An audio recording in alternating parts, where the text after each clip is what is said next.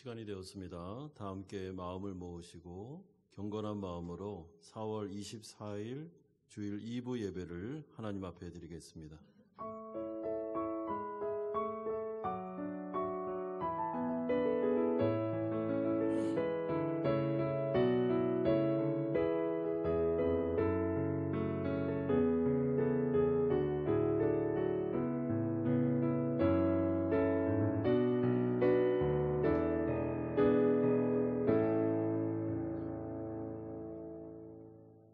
여호와는 내게 복을 주시고 너를 지키시기를 원하며 여호와는 그의 얼굴을 내게 비추사 은혜 베푸시기를 원하며 여호와는 그 얼굴을 내게 향하여 드사 평강 주시기를 원하노라.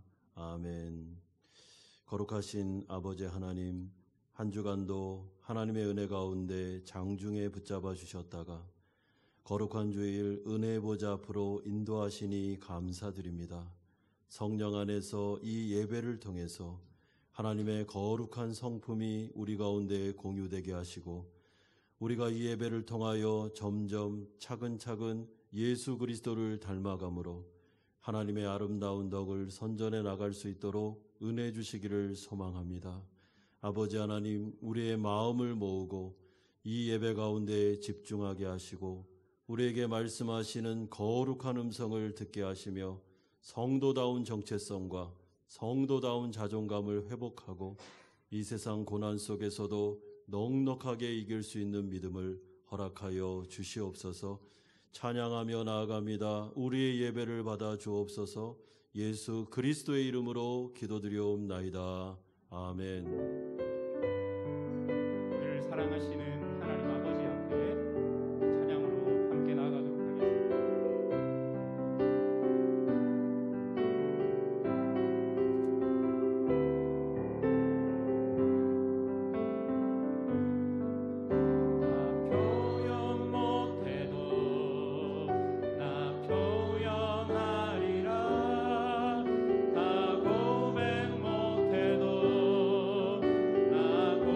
고백하리라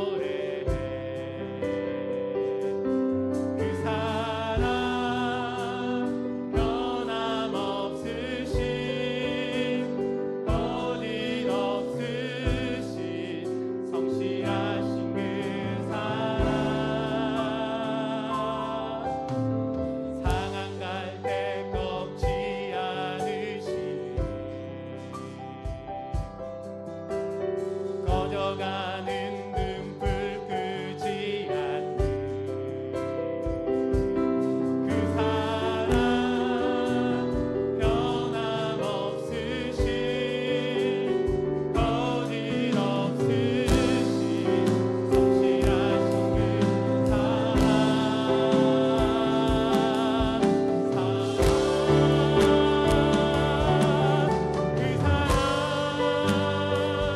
날 위해 죽으신 날 위해 다시 예수 그리스도 다시 오실 그 사랑 죽음도 생명도 천사도 하늘의 어떤 것에도 끊을 수 없는 영원한 그 사랑 예수 그 사랑 날 위해 죽으신 날 위해 다시 예수 그리스도 다시 오실 그 사랑 죽음도 생명도 천사도 하늘의 어떤 것에도 끊을 수 없는 영원한 그 사랑 예수 함께 일어나셔서 그 사랑 날 위해 죽으신 날 위해 다시 예수 그리스도 다시 오실 그 사랑 죽음도 생명도 천사도 하늘의 어떤 것에도 끊을 수 없는 영원한 그 사랑 예수. 예배로 나가면서 함께 기도하겠습니다. 한 주간 살아가며 우리가 또 고단한 인생을 살았습니다.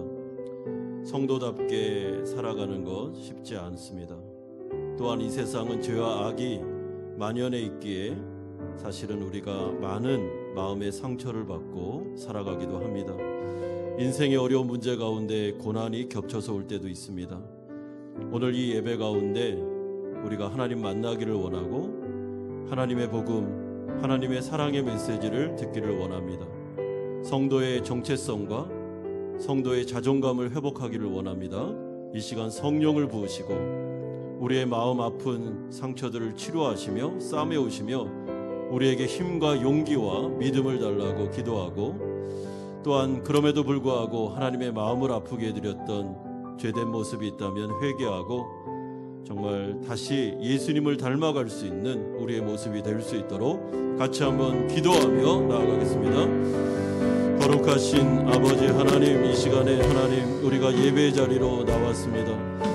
아버지 하나님, 고단한 인생길 한 주간을 살아가면서 하나님의 은혜가 우리 가운데 절실함을 느끼며 우리가 살았습니다. 아버지 하나님, 때로는 고난이 겹쳐오기 때문에 때로는 마음의 상처를 입어 아버지 하나님 신음할 때도 많이 있었습니다. 아버지 하나님, 두려움과 염려와 근심과 불안 속에 살았을 때도 있었습니다. 이 예배를 통해서 아버지 하나님, 성도다운 우리의 정체성이 회복되게 하여 주시고 하나님의 사랑의 음성을 들려주시며 아버지 하나님, 주님이 주시는 사랑의 메시지를 통하여 우리의 자존감이 회복될 수 있도록 은총 내려주시기를 원합니다. 그러나 한 주간을 살아가며 하나님의 마음을 아프게 되는 죄를 용서하시고 아버지 하나님, 정결케 하여 주시옵시며 예수님을 닮아갈 수 있도록 예배 가운데 은혜를 부어주시고 성령 충만함을 허락하여 주시옵소서. 예수 그리스도의 이름으로 기도드리옵나이다. 아멘. 사도신경으로 신앙고백 드리겠습니다. 나는 전능하신 아버지 하나님 천지의 창조주를 믿습니다. 나는 그의 유일하신 아들 우리 주 예수 그리스도를 믿습니다. 그는 성령으로 잉태되어 동정녀 마리아에게서 나시고 본디오 빌라도에게 고난을 받아 십자가에 못 박혀 죽으시고 장사된 지 사흘 만에 죽은 자 가운데서 다시 살아나셨으며 하늘에 오르시어 전능하신 아버지 하나님 우편에 앉아 계시다가 거기로부터 살아있는 자와 죽은 자를 심판하러 오십니다. 나는 성령을 믿으며 거룩한 공교회와 성도의 교제와 죄를 용서받는 것과 몸의 부활과 영생을 믿습니다. 아멘. 다 함께 자리에 앉으셔서 563장 찬송 드리겠습니다.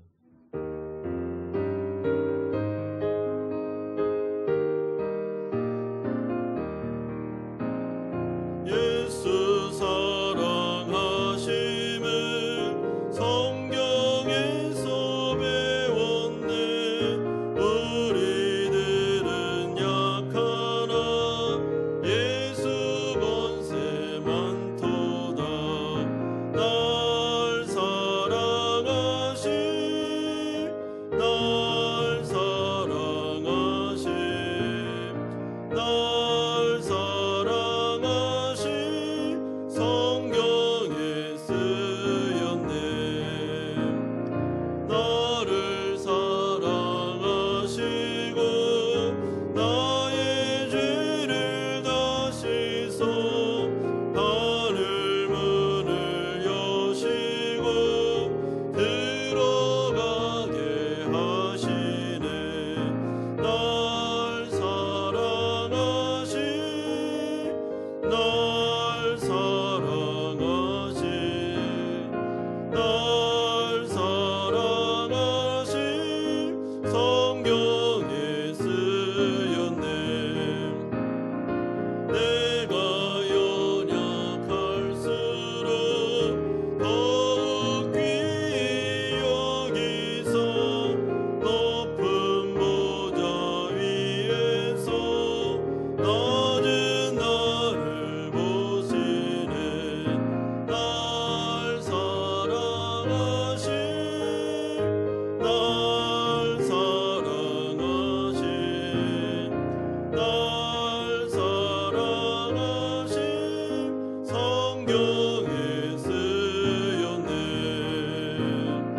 세상 사는 동안에 나와 함께 하시고 세상 떠나가는 날 천국 가게 하소서.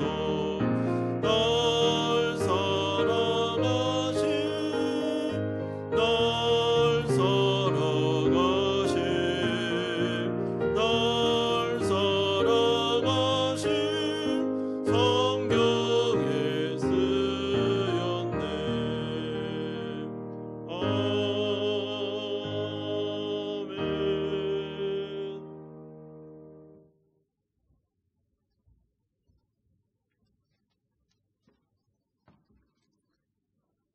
하나님이여 나를 지켜주셔서 내가 주께 피하나이다. 은혜롭신 하나님을 오늘도 거룩한 주일을 맞아 마음과 정성을 다해 고개 숙여 찬양하오니 저희의 부름에 응답하소서.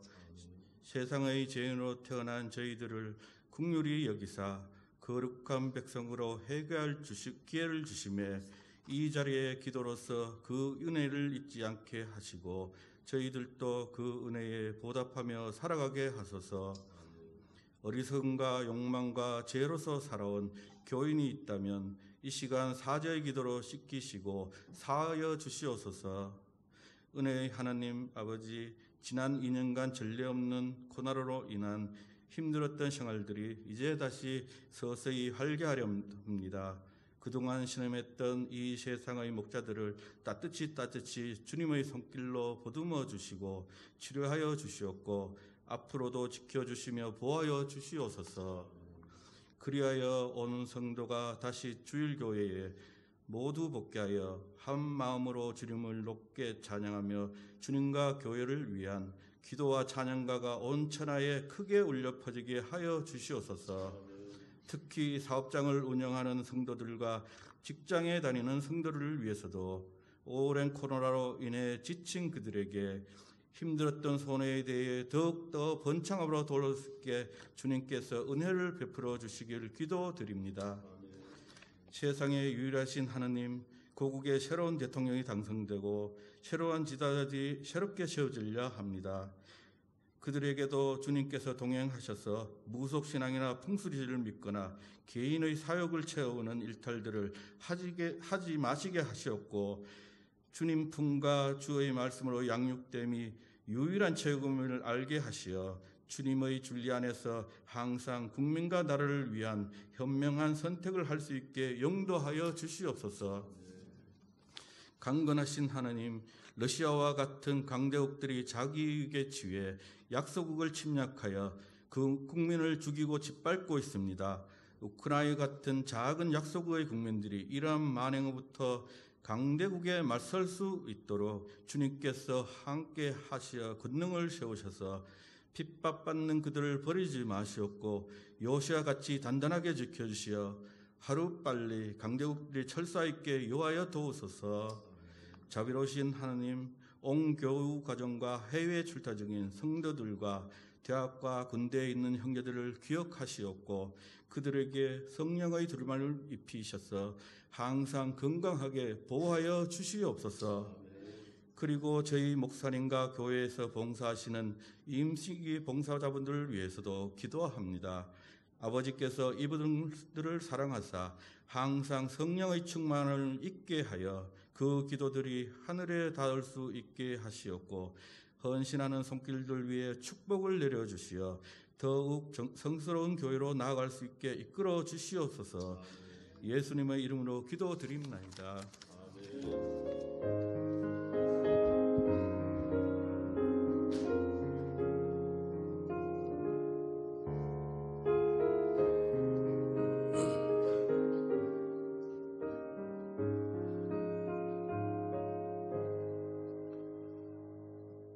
오늘 우리에게 주시는 하나님의 말씀은 신약성경 베드로전서 2장 4절에서 10절까지의 말씀입니다.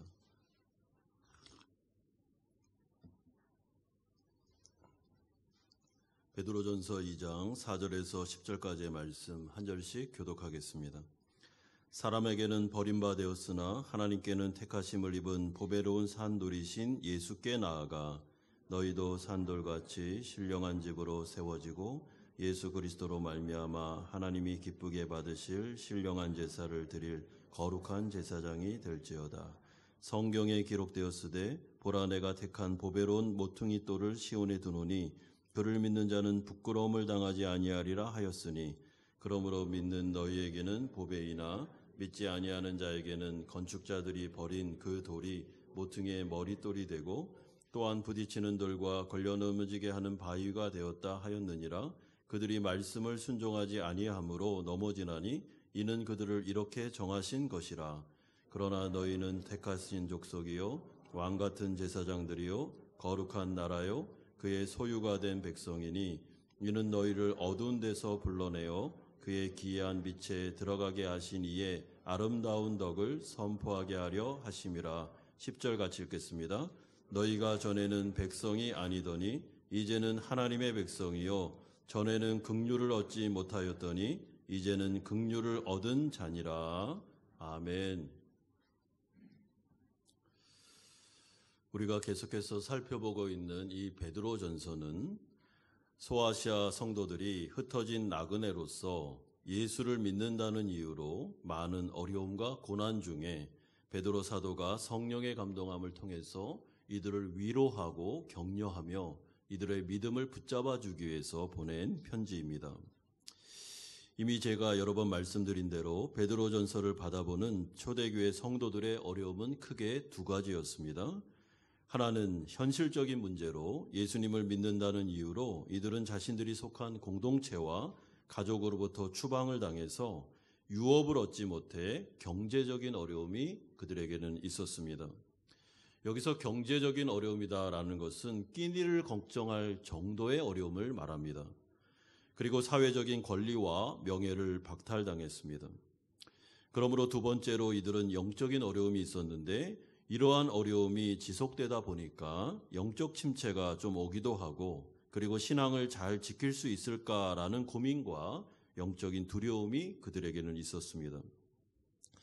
그러므로 아무리 믿음이 좋은 구원받은 성도라 할지라도 고난이 겹쳐서 오면 또한 그 고난이 이렇게 빨리 끝나지 않고 지속이 되다 보면 성도에게는 여러 가지 어려움이 옵니다.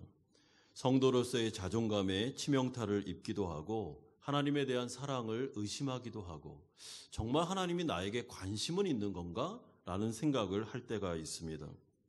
경제적인 어려움이 지속되거나 아무리 기도했음에도 불구하고 사업적인 어려움이 해결되지 않을 때, 또한 직장의 동료로부터 비인격적인 대우를 계속 지속적으로 받을 때, 우리가 하나님의 기도가 잘 응답되지 않는 것처럼 여겨질 때 우리의 마음이 낙심이 되고 지치게 됩니다. 그러면 이럴 때는 어떻게 해야 되겠습니까? 그럼 다른 방법이 없습니다. 이럴 때는 하나님의 복음, 이 복음이라는 것은 하나님의 사랑의 메시지를 말하는데 성경에 근거한 하나님께서 자신의 백성들을 어떻게 생각하시는지에 대한 이야기를 계속 들으셔야 됩니다. 그러니까 마음에 이 말씀이 각인이 될 때까지, 정말 귀에 막 못이 박힐 때까지 이 말씀을 듣고 또 듣고 또 듣고 또 들어야 됩니다. 그럼 그 복음이, 하나님에 대한 사랑이, 하나님에 대한 은혜가 내 마음속에 완전히 막 꽉 차야 됩니다. 그래야 세상에서 고난을 이길 수 있습니다.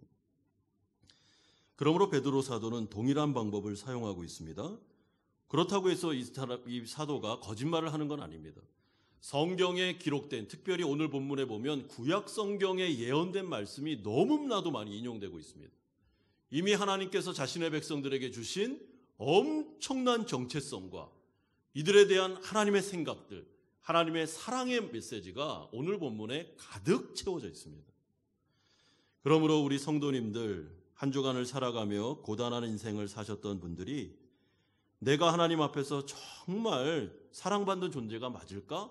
라고 의심이 들었다면 오늘 이 말씀을 통해서 우리들의 영적인 자존감이 회복돼야 되고 하나님 앞에서 정말 이제는 누구도 흔들 수 없는 하나님 앞에서의 나의 그 정체성을 분명하게 확립하셔야 됩니다. 첫 번째로 우리가 살펴볼 내용은 성도의 사명이 4절에서 5절에 나오고 있습니다. 4절에 보시면 사람에게는 버림받았으나 하나님께는 택하심을 입은 보배로운 산돌이신 예수께 나아가 너희도 산돌같이 신령한 집으로 세워지고 라고 말씀합니다. 여러분, 지금 베드로 사도가 하나님의 성전, 나중에 완성될 하나님의 나라를 마치 예루살렘 성전처럼 이렇게 묘사하면서 비유적으로 설명하고 있습니다. 이제 완성될 하나님의 나라는 그 기초석, 모퉁이 돌이 예수님이 됩니다. 예수님이 산돌이십니다. 그리고 그 기초석을 토대로 이제 성도들이 산돌이 되어 이렇게 벽돌이 이렇게 세워지는 것처럼 하나님의 성전이 완성을 향해서 나아가고 있음을 알려주고 있습니다. 여러분, 이런 것은 비유입니다. 그러므로 이제 완성될 하나님의 나라는 건물로서의 성전이 아닙니다. 이제는 예수님을 중심으로 한 성삼위 하나님과 함께하는 변화된 성도들이 함께 이루는 공동체, 사랑의 공동체가 바로 천국 하나님의 나라가 될 것임을 알려주고 있습니다. 그러면서 사도 베드로가 성전의 모퉁이 돌이 되시는 예수님이 어떤 평가를 받으셨는지 그 엇갈린 평가를 이야기합니다. 여러분, 이분은 세상의 평가와 성부 하나님에 대한 평가가 엇갈리게 나타났습니다. 4절에 보시면 예수님에 대한 세상의 평가는 버림받음으로 나타났습니다. 여러분, 여기서 버림받다라는 것은 거절과 거부를 말합니다. 세상 사람들은 예수님을 거부했습니다. 그 존귀하신 분을 거절했습니다. 왜냐하면 자신들이 원하는 메시아가 아니었기 때문에 그렇습니다. 예수님은 세상 사람들의 욕망을 채워주는 메시아가 아니셨습니다. 이분은 이들을 영적으로 죄로부터 구원하여 하나님 나라 백성 삼으시는 영적인 메시아셨습니다. 그러므로 세상 사람들이 예수님을 바라볼 때 처음에는 환호하며 따랐지만 그 다음부터는 어떻게 합니까? 당신 같은 메시아는 필요 없어 하면서 예수님을 십자가에 비참하게 못 박아 죽인 것이 세상의 반응이었습니다. 하지만 예수님에 대한 하나님의 평가는 달랐습니다. 4절에 보면 하나님께 택하심을 입은 보배로운 분이라고 소개하고 있습니다. 여기서 보배로운 분이라는 것은 소중하고 귀중한 분이다라는 뜻입니다. 그러므로 성부 하나님에게 있어서 성자 예수님은 너무나도 소중하고 너무나도 귀중하며 정말 보석과 같은 분이셨음을 성경은 우리에게 알려주고 있습니다. 그러므로 사도 베드로가 이러한 예수님에 대한 엇갈린 평가를 말해주면서 우리들에게 하고 싶은 이야기가 무엇이겠습니까? 예수님에게 연합한 성도 역시 이 세상에서는 천덕꾸러기와 같은 평가를 받고 이 세상에서는 비록 고난을 받고 사람들로부터 비난을 받고 어려움을 당한다 할지라도 하나님 앞에서는 완전히 다른 평가가 우리에게 주어져 있음을 알려주고 있습니다. 여러분, 세상 사람들은 믿는 자들을 굉장히 천시합니다. 그리고 더구나 예수 믿고 난 다음에도 가난하거나 경제적인 어려움이 오거나 고난이 있을 때 얼마나 비난의 말을 많이 하는지 모릅니다. 예수 믿더니 잘 됐네, 꼴 좋네 하면서 엄청나게 비난합니다. 그럴 때 성도들의 마음속에 자존감이 흔들릴 때가 있습니다. 아, 내가 예수 믿고 난 다음에 이렇게 돼도 되나? 라는 생각이 들 때가 있습니다. 그러나 오늘 사도 베드로가 하고 있는 말씀이 무엇입니까? 하나님 아버지 앞에서는 고난받는 성도는 보배 중에 보배다. 가장 소중하며 가장 귀한 존재가 바로 이 세상 가운데 예수 믿고 고난 가운데 믿음으로 견디는 성도다. 그들은 하나님 앞에서 보배다, 보물덩어리다 라고 알려주고 있습니다. 그러므로 베드로 사도는 이런 말로 성도들을 위로한 다음에 이제 성도들이 세상을 살아가며 무엇에 전념해야 되는지를 5절을 통해 말씀합니다. 너희도 산돌같이 신령한 집으로 세워지고. 여러분, 여기서 세워지고라는 동사는 직역하면 성장하고 있다라는 말이 됩니다. 그러니까 성도들은 지금 어떤 과정을 살아가고 있는가? 예수 믿은 다음에 세상 속에서 살아가는 이 삶의 과정은요, 우리가 지금 계속 성장하고 있는 과정을 살아가고 있는 것입니다. 여기서 성장이라는 것은 예수님을 닮아가는 것, 예수님의 장성한 분량까지 자라가는 것, 성화를 말합니다. 그러므로 우리는 지금 모두 다 성도들은 예수님을 닮아가는 중입니다. 특별히 하나님의 말씀과 고난이라는 은혜의 수단을 통해서 우리들의 인격이 죄된 습관을 버리고 하나님의 성품을 덧입음으로 말미암아 우리는 계속 자라가고 있습니다. 그러므로 이 자리에 앉아 계시는 모든 성도님들은 지금 모두 다 이렇게 말해도 될지 모르겠지만 공사 중입니다. 우리는 완성된 건물이 아닙니다. 완성을 향해 나아가고 있는 지금 공사가 계속해서 끊임없이 일어나고 있는 지금 상황입니다. 또한 식물로 표현한다면 씨가 뿌려졌습니다. 씨가 자라서 싹이 났고 이렇게 씨가 이렇게 가지로 자라가면서 이렇게 가지로 통해 열매를 맺고 있는 과정입니다.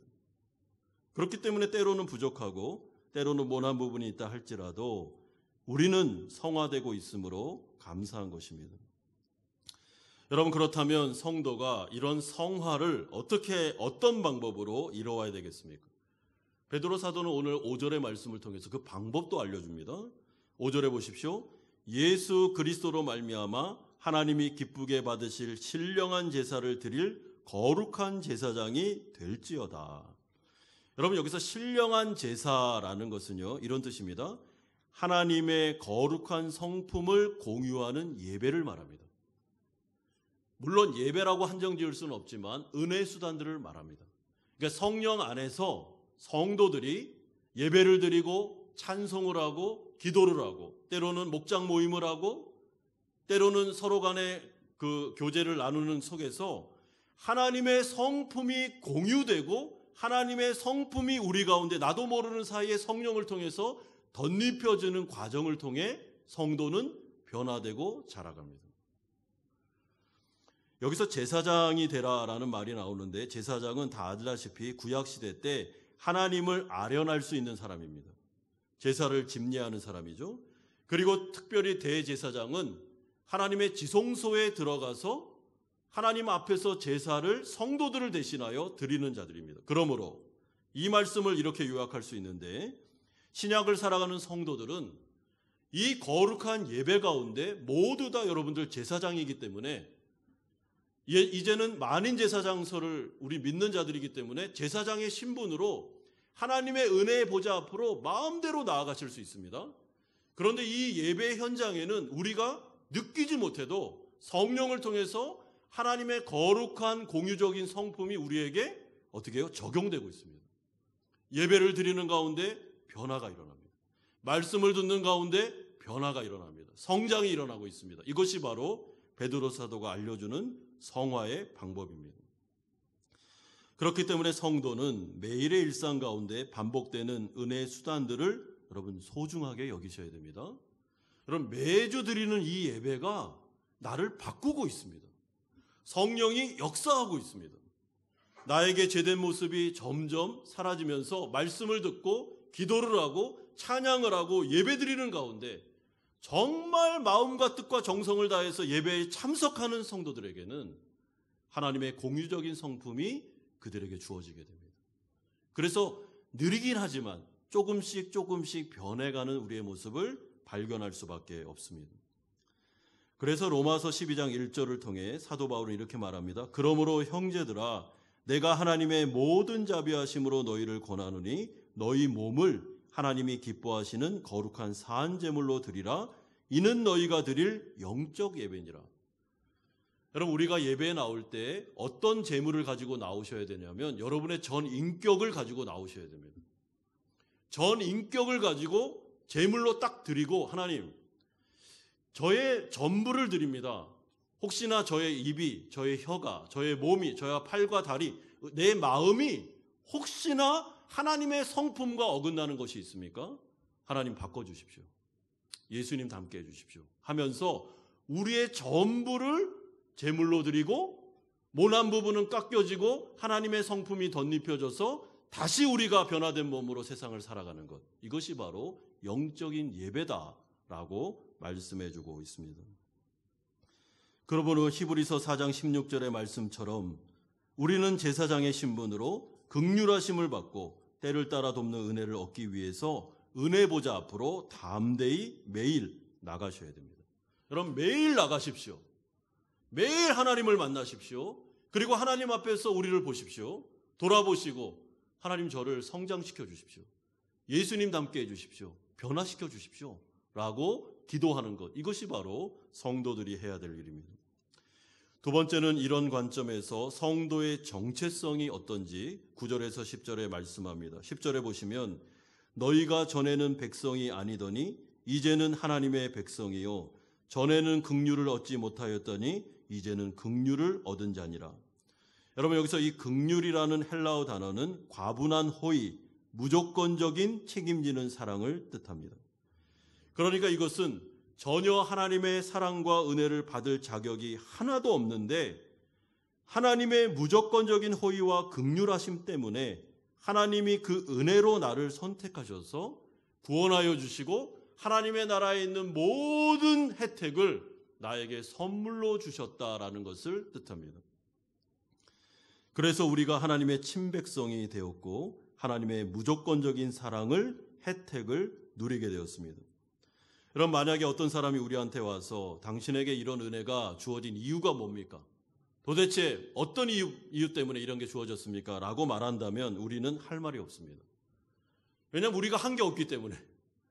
여러분 우리가 하나님의 은혜 받을 자격이 없었습니다. 우린 죄인이었고 죽어 있었습니다. 우린 반역자였습니다. 우리는 하나님 앞에 대해서 그분에게 뭔가를 보태어드린 것조차도 없었습니다. 우린 그냥 죽어 있었다니까요. 그런데 오직 하나님의 은혜로 긍휼하심에 따라 하나님이 우리를 불쌍히 여기셨습니다. 불쌍히 여기심으로 말미암아 우리를 선택하기로 결정하셨고 은혜 주기로 결정하셨고 그런 다음에 친백성 삼으시사 하나님의 나라 가운데 모든 혜택을 무료로 공짜로 주시기로 결정하셨습니다. 이게 바로 은혜입니다. 그렇기 때문에 우리가 지금 하나님 앞에서 무조건적인 은혜를 받았다라는 것은 과거만을 이야기하는 것이 아닙니다. 여러분 우리는 지금 정죄의 자리, 심판의 자리에서 은혜의 자리로 소속이 옮겨져 있습니다. 그렇기 때문에 과거에 우리에게 무조건적인 은혜가 임했다면 그것은 거기서 끝나는 게 아니고 지금 현재에도 계속 그 은혜가 임하고 있으며 미래에도 계속 영원히 임할 것임을 오늘 이 말씀은 우리에게 알려주고 있습니다. 여러분 이것이 바로 우리가 경험하고 있는 우리의 정체성입니다. 여러분, 하나님께서 우리를 사랑하십니다. 하나님은 우리를 포기하지 않습니다. 하나님 우리와 언약을 맺으셨습니다. 그것은 우리가 잘해서 공로가 있어서 그런 게 아닙니다. 우리가 하나님 나라 백성 된 것은 은혜로 시작했습니다. 무조건적인 은혜가 우리에게 온 것입니다. 그러므로 사실은 우리가 하나님 앞에서 하나님의 은혜를 의심할 필요가 없습니다. 여러분, 이 문제에 대해서 사도 베드로가 소아시아 성도들에게 구절을 통해서 분명하게 부연 설명을 더해줍니다. 그러나 너희는 택하신 족속이요 왕 같은 제사장이요 거룩한 나라요 그의 소유된 백성이니. 여러분, 여기서 택하신 족속이다라는 것은 새로운 이스라엘, 하나님의 은혜 가운데 하나님 나라 백성이 되었다라는 것을 말하고, 왕 같은 제사장이다라는 것은 기름 부음 받은 자를 말합니다. 우리는 이제 하나님 앞에 담대히 나아갈 수 있는 자격을 얻었습니다. 거룩한 나라라고 말할 때 이 나라라는 것은 통치를 말합니다. 그러므로 우리는 하나님의 소유가 됐기 때문에 하나님의 자녀로서 이제는 죄의 통치, 세상의 통치를 받지 않고 하나님의 통치를 받게 됩니다. 여기서 하나님은 성도를 통치하실 때 자비와 긍휼과 은혜로 통치하십니다. 그래서 하나님은 우리를 지키고 보호하실 의무를 가지고 계십니다. 하나님은 우리를 안전한 지대까지 데려가실 의무가 있습니다. 우리를 성화시킬 책임을 스스로 부여하셨습니다. 그러므로 언약관계 안에서 하나님은 우리의 참된 목자가 되셔서 우리와 늘 동행하실 거라고 약속하셨습니다. 이것이 바로 9절에 나와 있는 성도들의 놀라운 정체성입니다. 여러분, 지금 소아시아 성도들은 흩어진 나그네로서 예수 믿고 난 다음에 오히려 더 경제적으로 어려워졌습니다. 끼니를 걱정하는 수준입니다. 예수 믿고 나니까 뭔가가 더 잘 된 게 아니고 공동체로부터 추방을 당해서 어려움이 지속되고 있습니다. 예수 믿으면 좀 좋아지겠지, 좀만 더 기도하면 나아지겠지라는 소망을 가지고 나아갔지만 어느 기간 동안 이것이 지속되다 보니까 마음속에 참 여러 가지 생각이 들었는데, 하나님이 나를 사랑하시는 게 맞을까? 내가 정말 하나님의 은혜를 받은 사람이 맞을까? 그런데 나의 상황은 왜 이렇지? 라는 생각이 자꾸 들기 시작했습니다. 그때 사도 베드로가 이들을 향해서 하고 싶은 말은 너희들은 하나님의 사랑을 입은 자들이라는 것입니다. 이것은 확실하다. 하나님은 지금도 지속적으로 사랑하고 있으며 눈동자와 같이 보호하고 있고, 하나님의 마음속에서 소아시아 성도들, 우리들은 지워지거나 없어지지 않는다. 하나님은 선한 목자로서 끝까지 우리를 책임지고 인도하고 보호해 주실 거다. 하나님의 은혜 안에 우리가 있다는 이야기를 계속 반복적으로 해주고 있습니다. 여러분, 택하신 족속, 왕 같은 제사장, 거룩한 나라, 그의 소유된 백성, 반복입니다. 똑같은 이야기를 계속 여러 번 반복하는 것입니다. 왜냐하면 이들이 반복해서 들어야만 그들의 영적인 자존감이 다시 회복될 수 있기 때문에 그렇습니다. 사탄 마귀가 고난 중에 있는 성도들을 공격할 때 제일 많이 하는 거짓말이 뭔가 하면 하나님이 너희들을 싫어해서, 미워해서 이런 고난이 온 거야 라는 거짓말을 합니다. 그때 자꾸만 이 자존감이 무너집니다. 내가 예수 믿고 난 다음에 왜 이렇게 내가 이렇게 천덕꾸러같이 살고 있을까라는 생각이 듭니다. 그런 성도를 도와주려면 하나님의 복음을 들려줘야 됩니다. 그것은 거짓말이다. 사탄의 거짓말이다. 하나님의 사랑은 이미 확정되었으며 하나님 앞에서 우리는 왕같은 제사장이고 하나님은 우리를 보배롭게 여기고 있으며 보석덩어리가 여기 앉아있고 하나님은 눈동자와 같이 우리를 지킬 뿐만 아니라 하나님의 인도와 보호하심은 지금 여전히, 아니 영원히 지속될 것임을 반복해서 베드로 사도가 이들에게 말씀해 주고 있습니다. 그러므로 사랑하는 성도 여러분, 오늘 예배를 드리면서 이 말씀을 들으시는 우리 성도님들은 적어도 오늘 예배를 마치고 나아갈 때는 9절의 말씀을 마음에 딱 새기시고 가셔야 됩니다. 세상 속에서 어떤 어려움이 와도 이 정체성은 여러분 흔들리시면 안 됩니다. 나는 택한 족속, 하나님 나라 백성, 왕 같은 제사장, 거룩한 나라, 그의 소유된 백성이다. 나는 하나님 앞에 보물이다. 하나님의 사랑받는 자녀다. 그러므로 나는 이 고난을 이길 수 있다. 라는 마음을 마음에 탁 새기셔야 됩니다. 그렇다면 하나님께서 우리를 친백성 삼으신 이유가 무엇입니까? 9절 하반절 보세요. 우리를 어두운 데서 불러내어 그의 기이한 빛에 들어가게 하신 이의 아름다운 덕을 선포하게 하려 하심이니라. 여러분, 이것은 하나님께서 우리를 불러내셨고 이 세상을 살아가며 성화되어 가고 예수님을 닮아가는 과정을 통해서 하나님이 어떤 분이신지를 믿지 않는 자들에게 어떻게 해요? 드러내 보이기 위해서 우리를 택하셨다고 말씀합니다. 이게 우리의 소명입니다. 그렇기 때문에 믿지 않는 자들에게 하는 그 전도는 말로, 입으로 하는 것만 전도가 아닙니다. 여러분, 삶을 통하여 하는 전도가 훨씬 더 강력합니다. 예를 들어서 이렇습니다. 믿지 않는 가정에 어떤 아버지가 예수를 먼저 믿었습니다. 그리고 난 다음에 이분이 영적인 변화가 일어나면서, 마음에서 변화가 일어나면서 그의 삶이 변화되기 시작했습니다. 과거에는 자녀들과 대화도 안 하고 아내에 대해서 사랑의 그런 표현도 잘 안 했는데 이분이 자꾸만 예수님을 닮아가면서 그의 언어와 그의 말과 손과 발과 행동과 마음이 변화되기 시작하는 것입니다. 그랬을 때 그 아내와 자녀들이 아버지와 남편을 보면서 뭐라 그럽니까? 여보, 당신 정말 많이 변했네. 하나님 살아계시네. 당신을 통해서 하나님의 아름다운 덕이 우리에게 증거되고 있다고 고백할 것입니다. 이것이 바로 전도죠. 이것이 바로 강력한 메시지입니다. 만약에 어떤 분이 회사 생활하면서 너무나도 난폭하고 다른 사람에 대해서 미움도 많고 그랬는데 예수 믿고 난 다음에 이분이 변화되어 예수님과 같은 성품이 나타나므로 동료들을 오히려 위로하면서 동료들을 책임져 주면서 그렇게 나아가고 있다면 믿지 않는 회사 직원들이 놀라게 될 것입니다. 아, 당신을 보니까 정말 예수님 살아계시다는 걸 느낍니다라고 말하겠죠.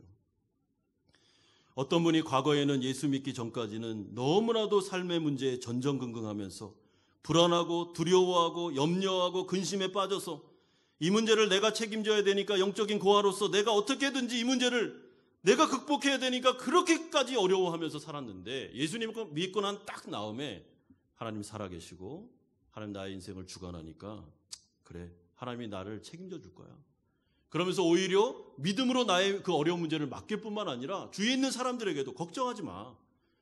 하나님이 살아계신데 뭐 하나님 지켜줄 거야. 그러니까 우리 하나님 믿고 한번 나아가보자 라고 말한다면 그 담대함이 하나님의 아름다운 덕을 선포하고 있는 것이죠. 그러므로 성도는 반드시 우리의 정체성을 회복해야 됩니다.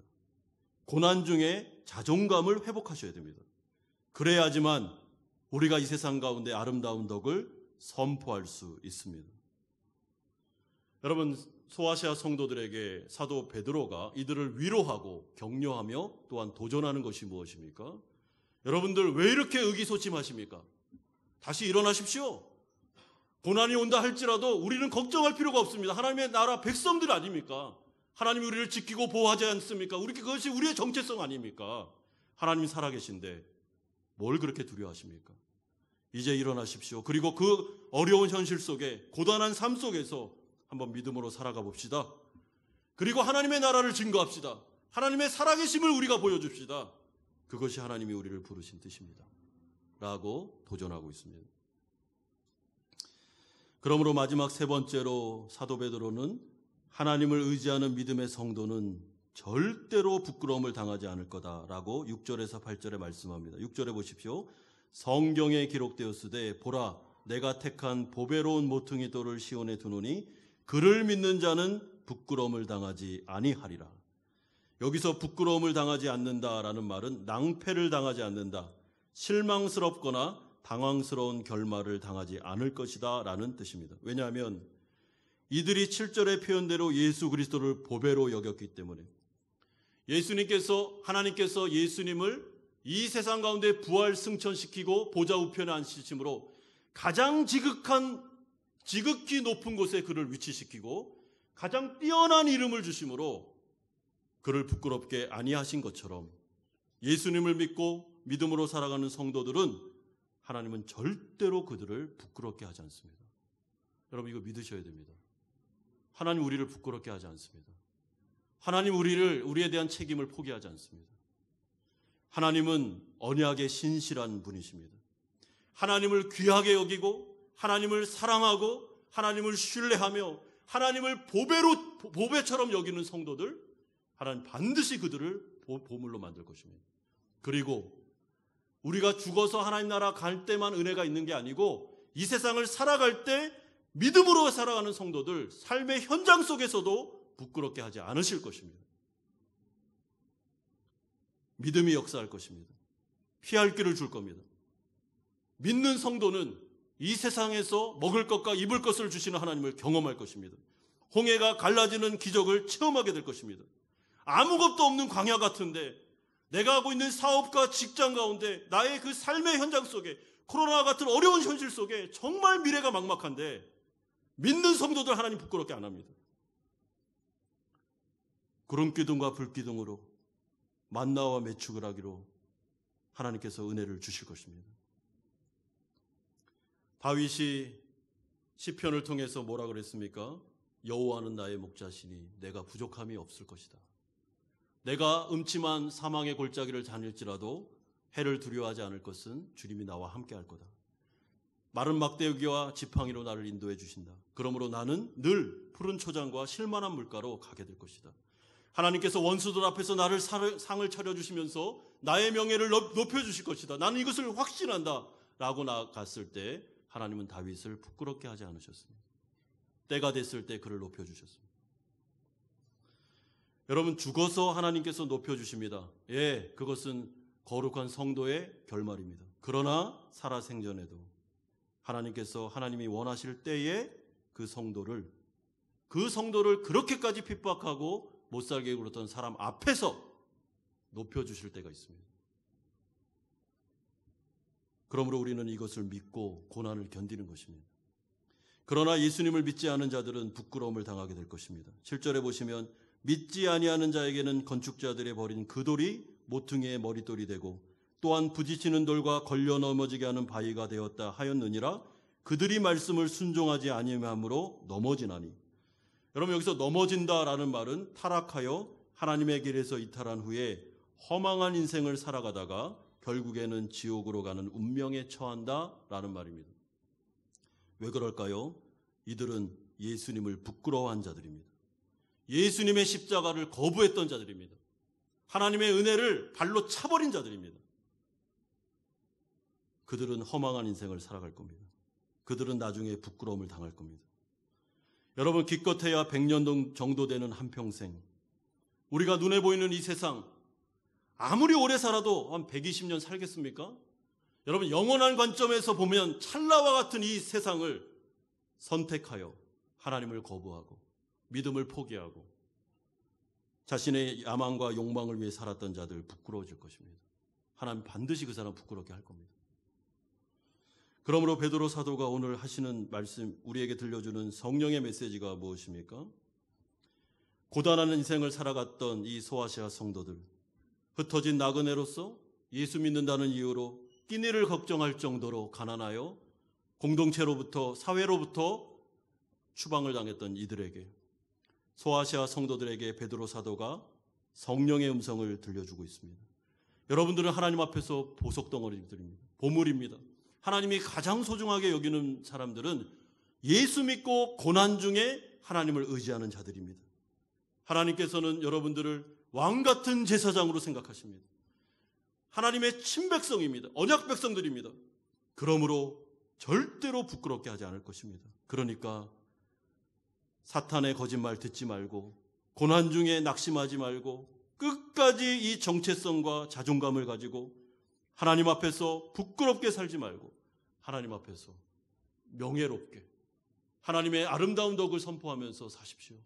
그러면 하나님께서 반드시 그 부분에 대해서 보상해 주는 날이 올 것입니다. 라고 격려하고 있습니다.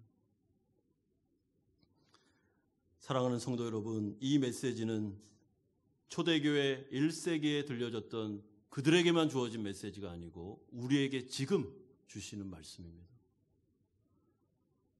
인생을 살아가시면서 힘들고 어려울 때마다 베드로전서 2장 9절, 나는 택하신 족속, 왕 같은 제사장, 거룩한 나라, 하나님에 대해 소유된 백성이다. 그리고 나는 하나님 앞에 보물덩어리다. 하나님이 나를 부끄럽게 하지 않을 거야. 내가 하나님 의지하면 하나님은 반드시 나의 선한 목자로 내 길을 인도해 줄 거다라는 이 말씀을 계속 묵상하고 암송함으로 말미암아 여러분 이 세상에서 승리하시는 성도님들 되시기를 주 예수 그리스도의 이름으로 축원드립니다. 우리 같이 한번 들은 말씀 생각하면서 기도하는 시간을 갖겠습니다. 우리 성도님들 이 세상 살아가면서 얼마나 고단하셨습니까?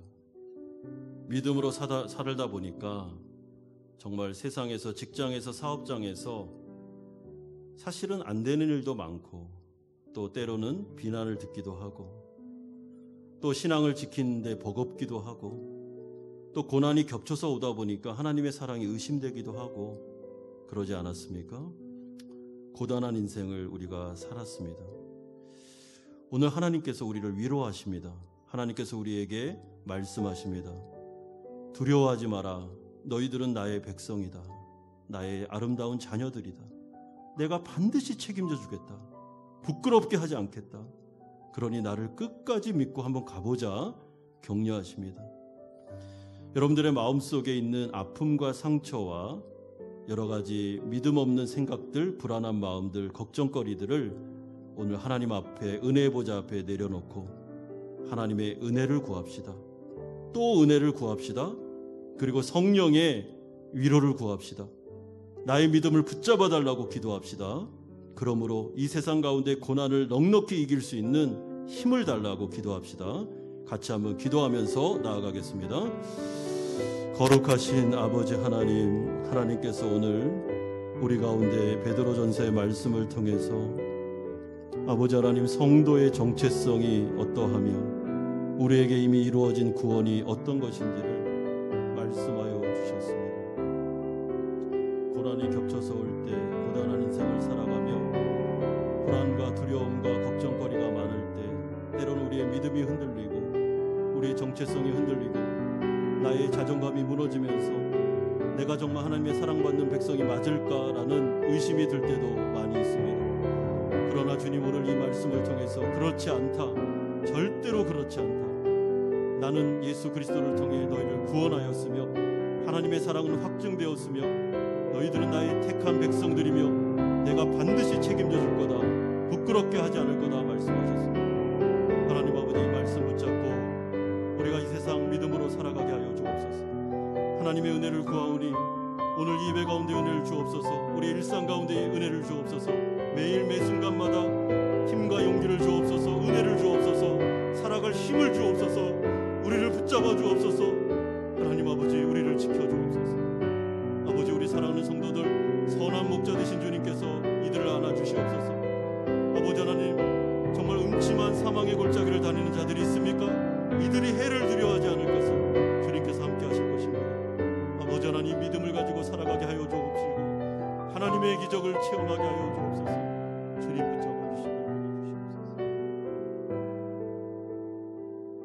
거룩하신 주님, 코로나 시대를 살아가며 흩어진 나그네로서 우리가 여러 가지 어려움들을 많이 당했습니다. 그리고 때로는 어떤 성도들은 고난이 겹쳐서 오면서 아무리 기도해도 그 고난이 지속되는 어려움 속에 있는 성도들도 있습니다. 그럴 때 우리의 마음이 낙심이 되고 때로는 하나님이 정말 나를 사랑하시는 건 맞을까라는 의심이 들 때도 많습니다. 영적 침체에 빠질 때도 있습니다. 그러나 주님 오늘 베드로전서의 말씀을 통해 성령으로 우리에게 분명히 말씀하셨습니다. 나는 너희를 사랑한다. 너희들은 내 앞에서 보물덩어리다. 나는 절대로 너희를 포기하지 않을 것이며 너희들을 지키고 보호할 것이고 그리고 부끄럽게 하지 않을 것이다. 그러니 믿음으로 살아가자. 고난을 이겨내자 라고 말씀하십니다.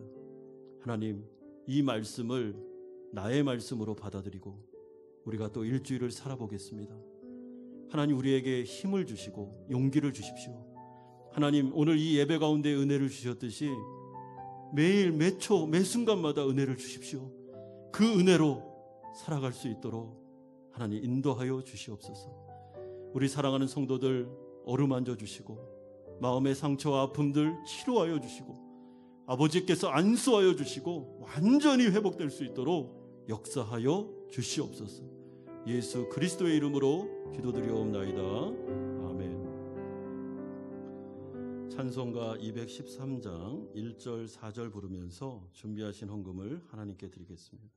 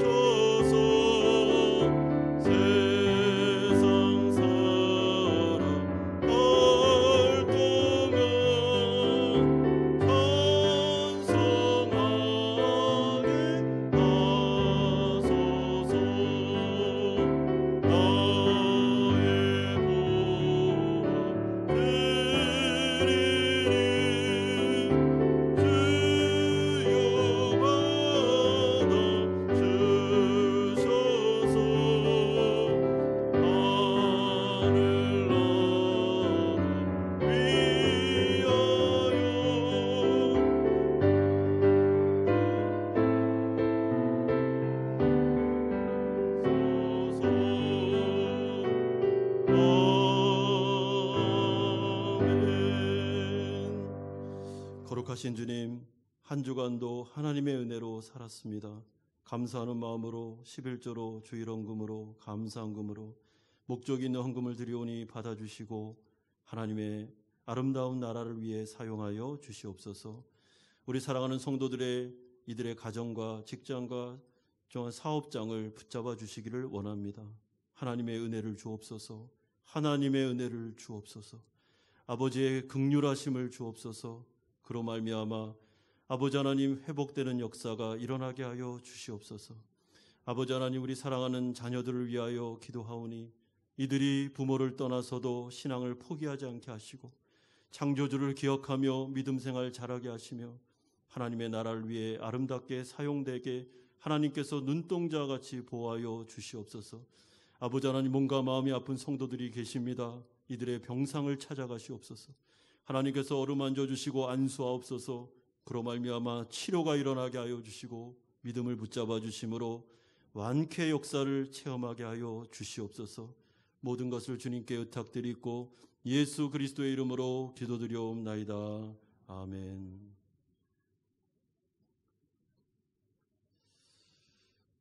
교회 소식을 전해드리겠습니다.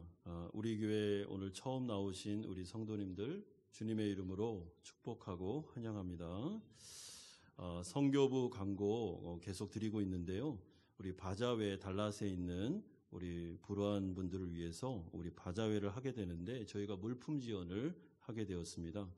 우리 성도님들이 좀 많이 동참해 주셔서 4층에 이제 사무실 그 앞쪽에 모아놨는데요. 우리가 한 2주 후까지 좀 더 모을 수가 있을 것 같습니다. 그래서 계속 보내주시면 모이는 대로 우리가 그쪽으로 보내드리도록 하겠습니다. 권태근 집사님 선교부 부장 되시는데 집사님에게 문의하시면 되겠습니다. 물품은 종류 상관없이 모든 것 그러나 쓸 수 있는 것으로 보내주시면 되겠습니다. 구제부에서 광고 드립니다. 지난주에 저희가 베트남에 대한 한글 학교, 그러니까 한배 가정 아이들을 한글을 가르치는 학교에 장학금을 전달하고 왔습니다. 우리가 3명의 자녀, 저소득층 자녀에게 장학금을 전달했는데요. 이 장학금 전달은 구제부 차원에서 한 번 이렇게 전달하고 오는 게 아니고 매달 셋째 주에 저희가 가서 그 3명의 아이들에게 장학금을 계속 전달합니다. 그래서 혹시 성도님들 중에 함께 가고 싶은 분들, 여기 학교를 좀 보고 아이들을 좀 보고 내가 뭘 좀 도와주고 싶거나 아니면 기도해주고 싶은 분들이 계시면 동참하실 수 있습니다. 그래서 저희가 선교와 구제는 이번 연도에 성도님들이 같이 동참하는 선교, 동참하는 구제를 좀 목표로 잡고 있기 때문에 누구든지 우리 구제부 부장 되시는 이근종 집사님에게 말씀해 주시면 저희 교회 차를 통해서 함께 가도록 하겠습니다. 여기 위치는 고밥입니다. 그래서 한 1시간 정도 걸리는데요. 함께 동참해 주시면 더 좋을 것 같습니다. 우리 다 같이 일어나셔서 주기도문 찬양하고 축도로 예배를 마치겠습니다.